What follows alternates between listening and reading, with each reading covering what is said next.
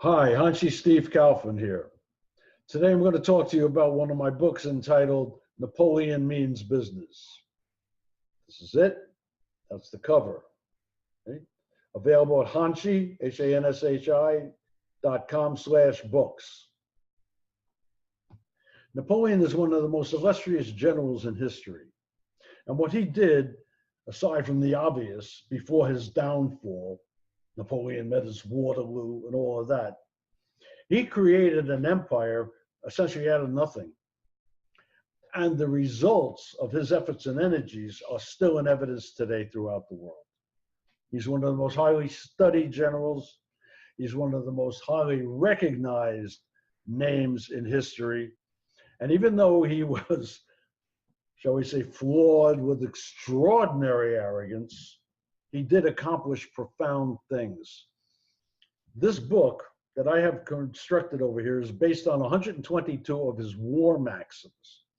The war maxims are instructions he gives his general how to handle this kind of a situation, how to handle that kind of a situation, all having to do with war and with conflict and with expansion and with success. And there's no doubt that Napoleon was the most successful generals in history. I'm not going to compare him to anyone else, no apples or oranges, that's not important. The thing that I did here that makes it relevant, and I've been getting some interesting feedback on this, was when someone had approached me and said, well, you talk about Musashi, you talk about Sun Tzu, you talk about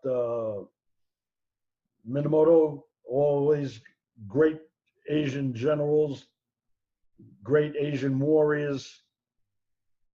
How about somebody from the West?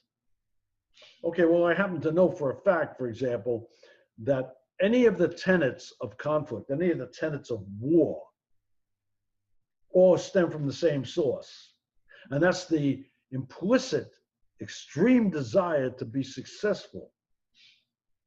Sun Tzu talks about it, Musashi talks about it, everybody talks about it. And certainly Napoleon talked about it.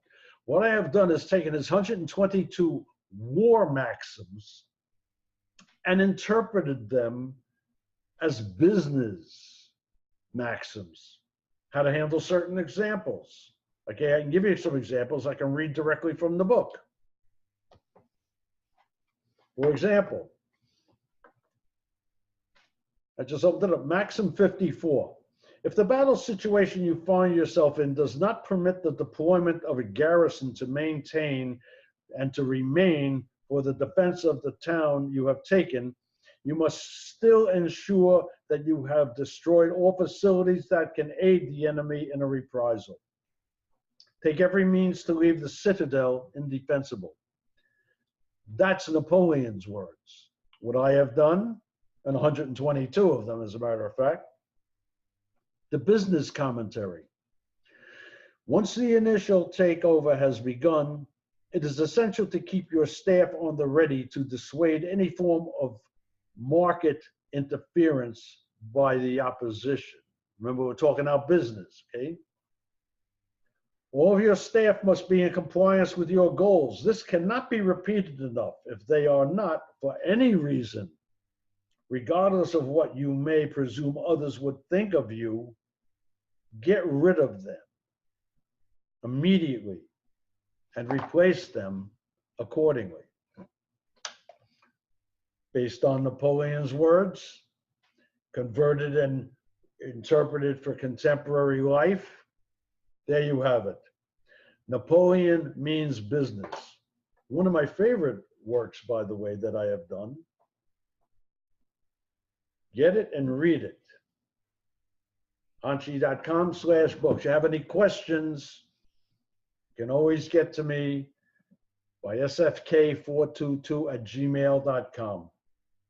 Go to the website, click on connect. I'll get your email address. I'll put you on the emailing list as well.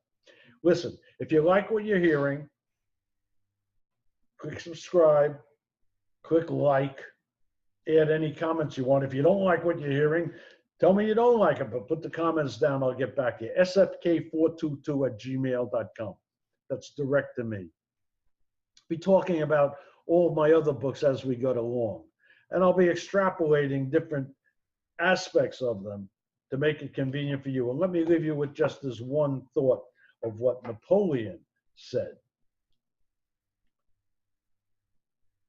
and that I interpret for you.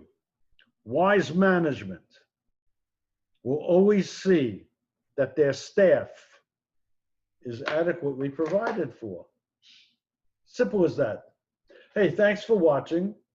Again, Steve Kaufman here, author of Napoleon Means Business. And we'll catch you next time. Thanks for watching.